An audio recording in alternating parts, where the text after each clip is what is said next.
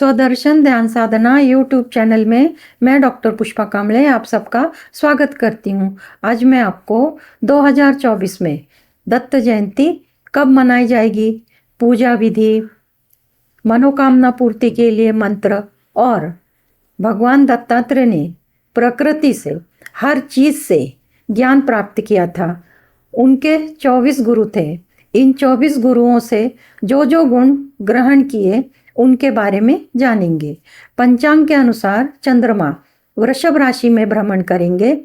उनका मेष राशि से लेकर मीन राशि तक कैसा प्रभाव रहने वाला है उनके बारे में जानेंगे। भगवान दत्तात्रेय की जयंती मार्गशीर्ष महीने की पूर्णिमा को मनाई जाती है। 2024 में दत्तात्रेय जयंती 14 दिसंबर 2024 दिन शनिवार को मनाई जाएगी। पूर्णिमा तिथि की शुरुआत 14 दिसंबर दोपहर में 4:58 पर होगी और पूर्णिमा तिथि की समाप्ति 15 दिसंबर 2024 दोपहर में 2:31 पर होगी। भगवान दत्तात्रेय की जयंती पर पूजा विधि। भगवान दत्तात्रेय त्रिदेवों के संयुक्त रूप माने जाते हैं। इनके अंदर गुरु और ईश्वर दोनों के स्वरूप समाहित हैं। भगवान दत्तात्रेय को गुरु के रूप में और ईश्वर के रूप में देखा और पूजा जाता है। भगवान दत्तात्रेय के स्वरूप का वर्णन। इनके 3 मुख हैं, 6 हाथ हैं। इनका स्वरूप त्रिदेव जैसा है। इनके साथ 4 कुत्ते हैं जो 4 वेदों के प्रतीक हैं। इनके साथ गाय भी दिखाई जाती है। भगवान दत्तात्रेय ने प्रकृति के हर चीज से सीखा है। जिन जिन में जो जो गुण दिखाई दिए उनसे वह गुण ग्रहण किया और उन्हें अपना गुरु बना लिया। उन्होंने संसार में 24 गुरु बनाए, जिसमें प्रकृति, पशु, पक्षी, मानव शामिल है। भगवान दत्तात्रेय की उपासना से त्वरित फल की प्राप्ति होती है। भगवान दत्तात्रेय की पूजा, उपासना, मंत्र करने से गलत संगत में फंसे लोग को सही रास्ते पर लाया जा सकता है। व्यक्ति गलत संगत में है या गलत रास्ते पर है या किसी भी बुरी आदत का शिकार है तो उनके लिए भगवान दत्तात्रेय की पूजा, उपासना, मंत्र करके परिवर्तन लाया जा सकता है। संतान सुख के लिए या संतान से सुख के लिए दत्तात्रेय उपासना, पूजा, मंत्र अधिक फलदायी होती है। ज्ञान की प्राप्ति के लिए, शिक्षा के लिए और अच्छे गुरु की तलाश है तो भगवान दत्तात्रेय की पूजा, उपासना करनी चाहिए। यदि व्यक्ति के ऊपर ऊपरी बाधा का प्रभाव दिखाई देता है, उस पर नकारात्मक ऊर्जा का संचार है, तो ऐसी स्थिति में भगवान दत्तात्रेय की पूजा, उपासना, मंत्र, साधना करनी चाहिए, जिससे सकारात्मक परिवर्तन मिल जाएगा। और इसके अलावा यदि कुछ किया कराया है, ब्लैक मैजिक है, ब्लैक मैजिक जैसी कोई नकारात्मक ऊर्जा का शिकार हुआ है तो भगवान दत्तात्रेय की उपासना, पूजा, मंत्र करने से उनसे ही छुटकारा, मुक्ति मिलती है। कोई भी बाधा मूल रूप से नष्ट हो जाती है। भगवान दत्तात्रेय की पूजा, उपासना करने से ज्ञान प्राप्त होता है। जीवन में एक मार्गदर्शक मिलता है, जिसके कारण व्यक्ति के बुरे कर्म और पाप नष्ट हो जाते हैं। व्यक्ति सन्मार्ग पर चलने लगता है। भगवान दत्तात्रेय की पूजा विधि। प्रथम चौकी या पाटा लेना है। उस पर पीले रंग का वस्त्र बिछाना है। उस पर भगवान दत्तात्रेय का चित्र या फोटो या मूर्ति रखना है।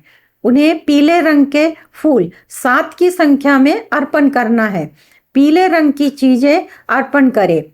स्वयं पीले रंग का वस्त्र धारण करें। धूप, दीप, अगरबत्ती लगाएं। पीली मिठाई का भोग लगाएं। पीले फल अर्पण करें।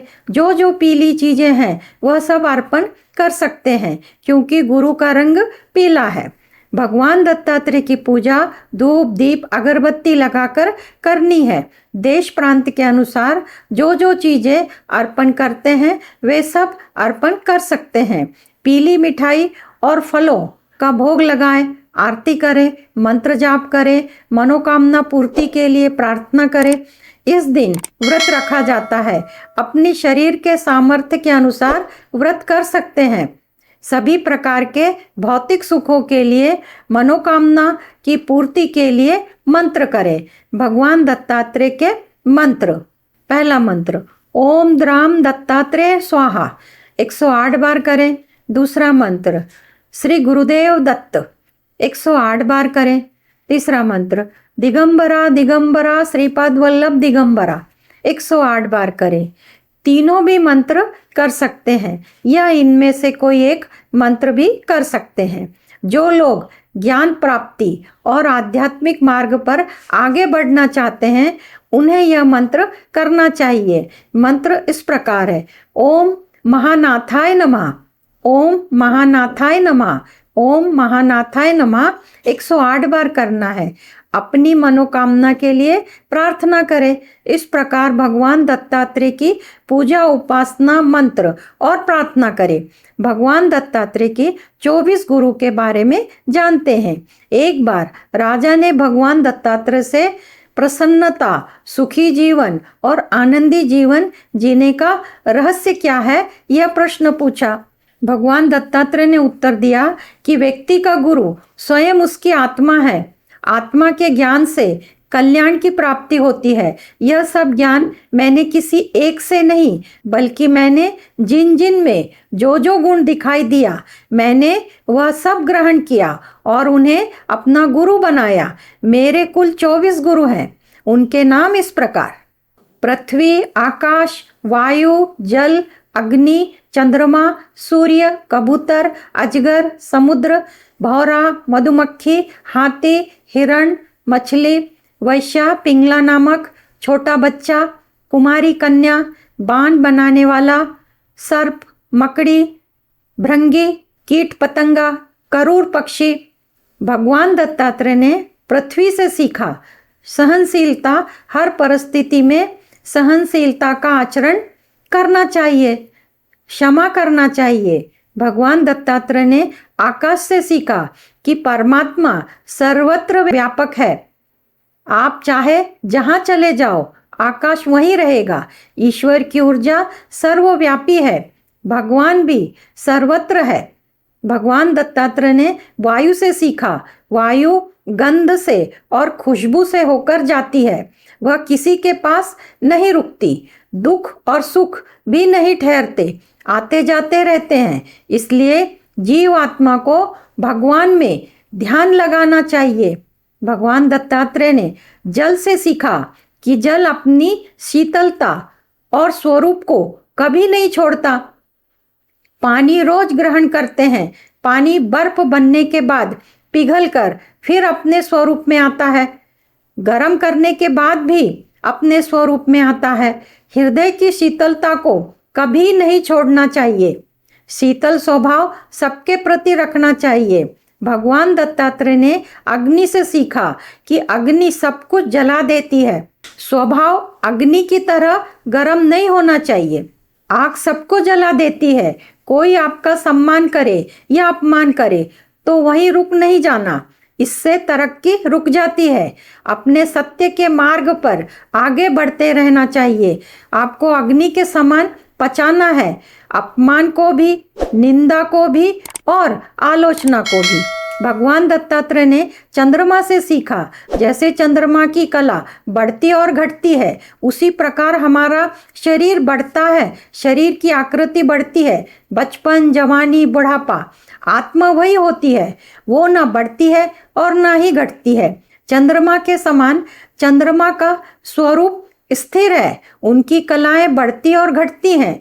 पूर्णिमा का प्रकाश आनंदित करता है। शीतलता पड़ती है तो शक्ति का संचार होता है। उसी प्रकार आपकी शीतलता किसी जीव मात्र पर पड़ती है तो उसकी ऊर्जा बढ़ जाती है। भगवान दत्तात्रेय ने सूर्य से सीखा।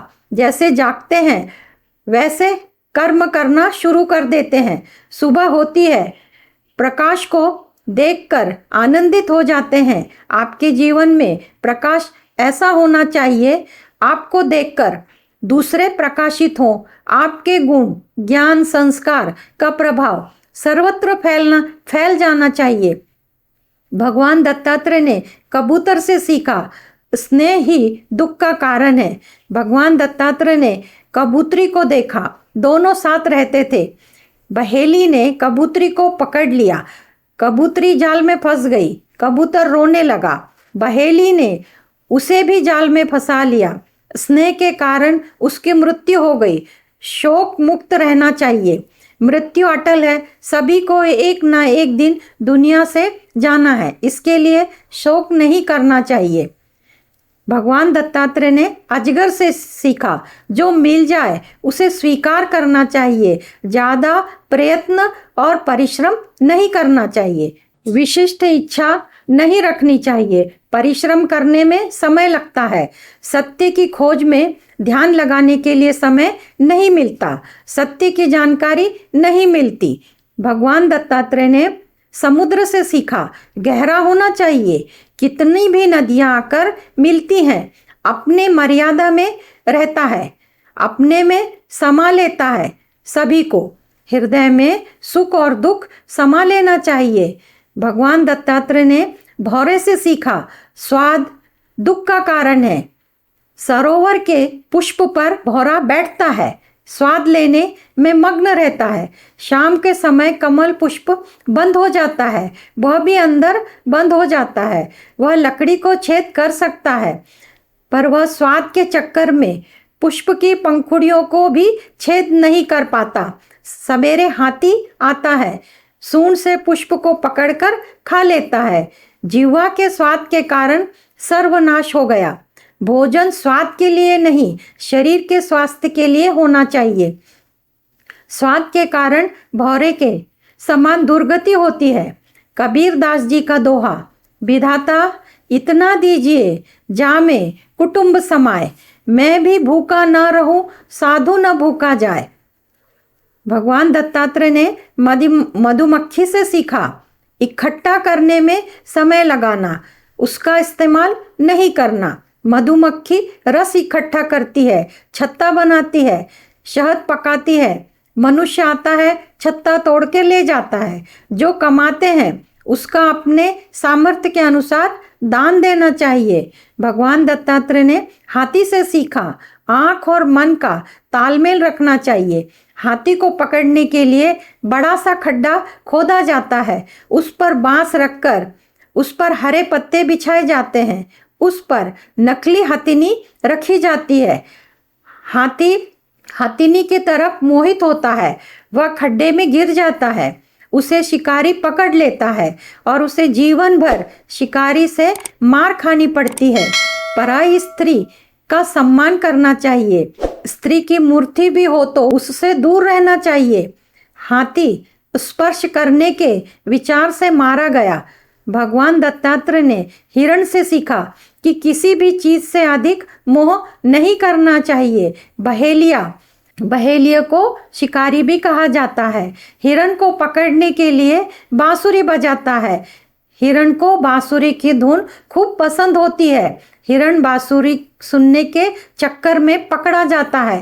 प्यार करना चाहिए परंतु अधिक मोह नहीं करना चाहिए। भगवान दत्तात्रेय ने मछली से सीखा कि मछली लोभ के कारण तड़प कर मर जाती है। सबने सुना है कि मछली जल की रानी है, हाथ लगाओ तो डर जाएगी, बाहर निकालो तो मर जाएगी। मछली को पकड़ने वाला मछुआरा एक तार लेता है, उसमें मांस का टुकड़ा लगाता है, उसे बंसी कहते हैं, उसे पानी में डाल देता है।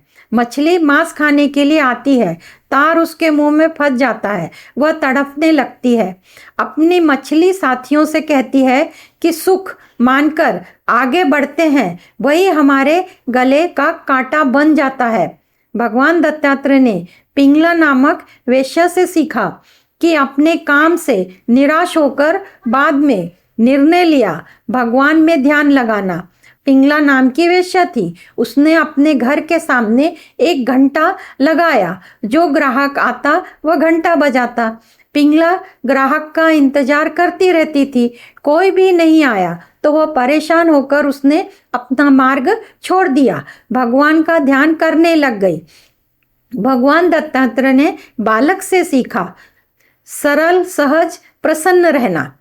बालक कपड़े में रहे या बिन कपड़े में रहे, वह काम, क्रोध, लोभ, मोह से मुक्त रहता है। उस पर किसी भी प्रकार का प्रभाव नहीं पड़ता। भगवान दत्तात्रेय ने कुंवारी कन्या से सीखा भगवान के ध्यान में दो नहीं एक हो जाना चाहिए।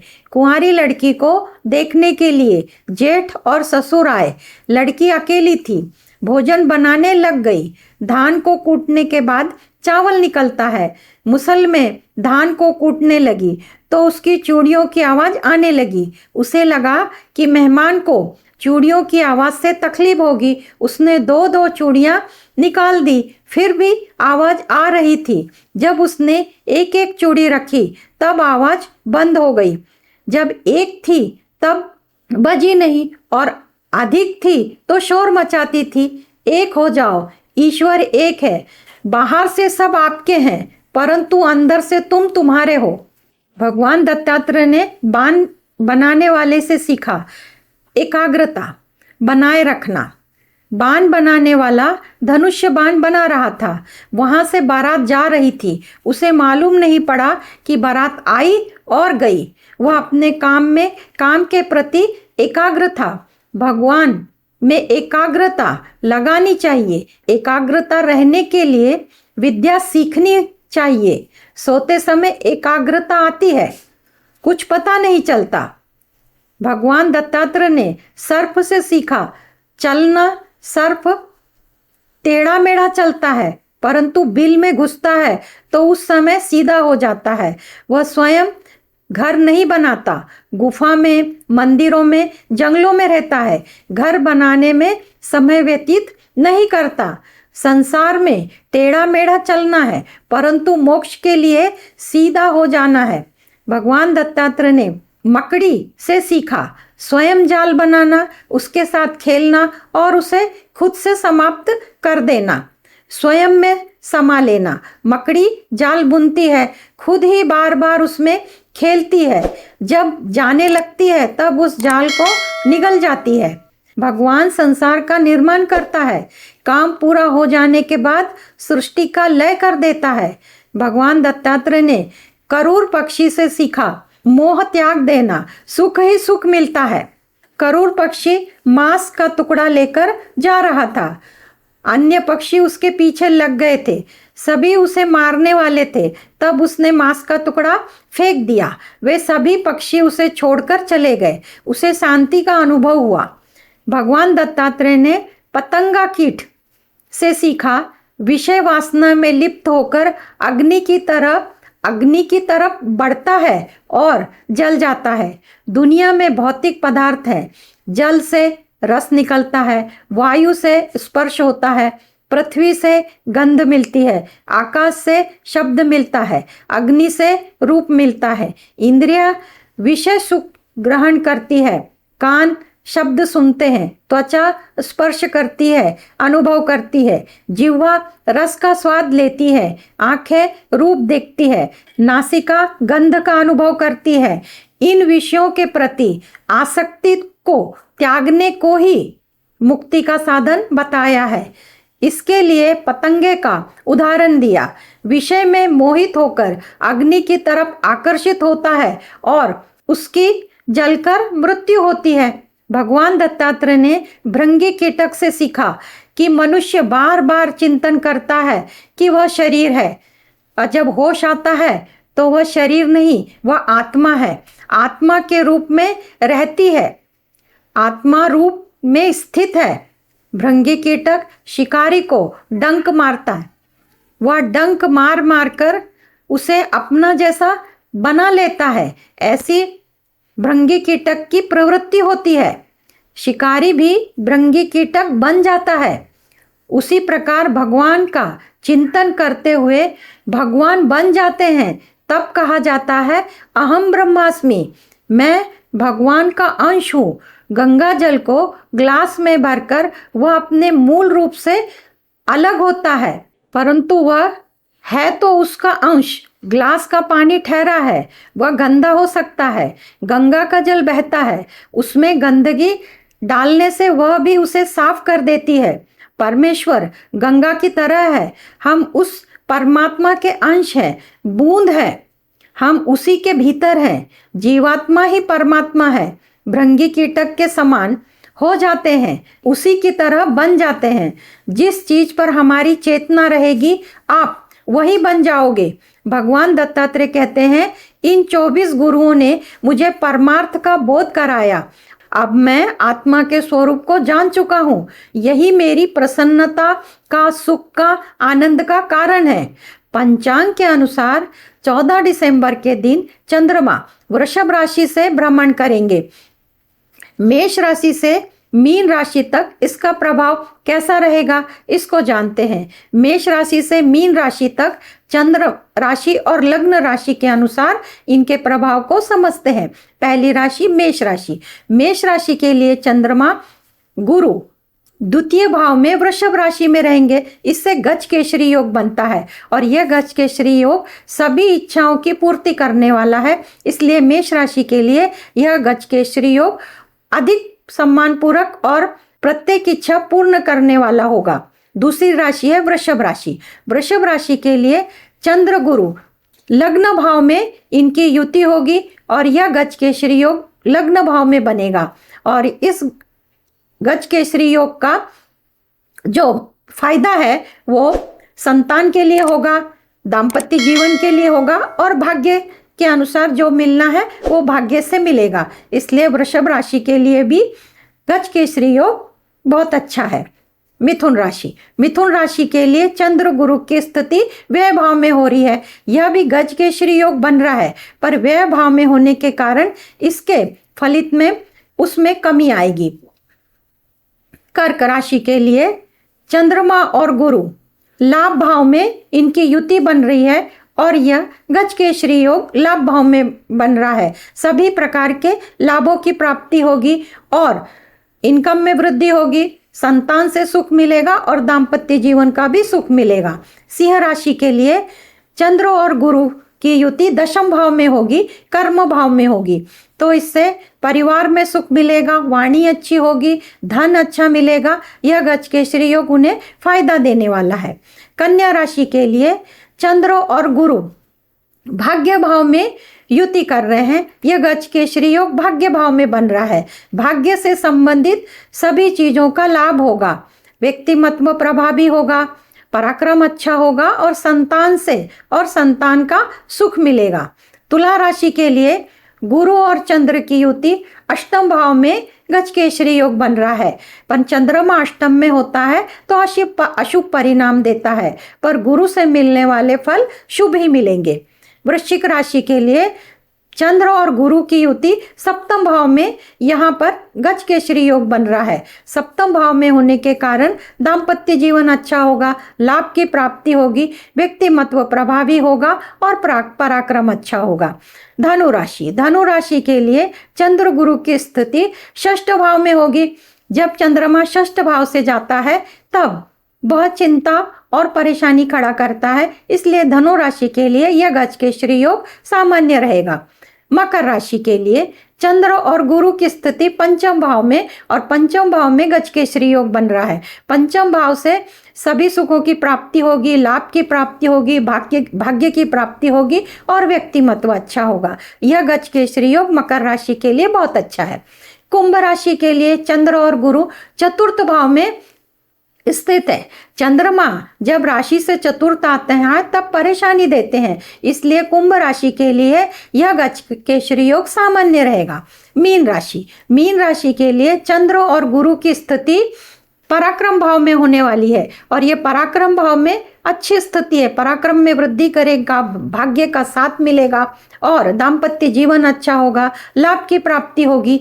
तो गज केसरी योग मीन राशि के लिए बहुत अच्छा है।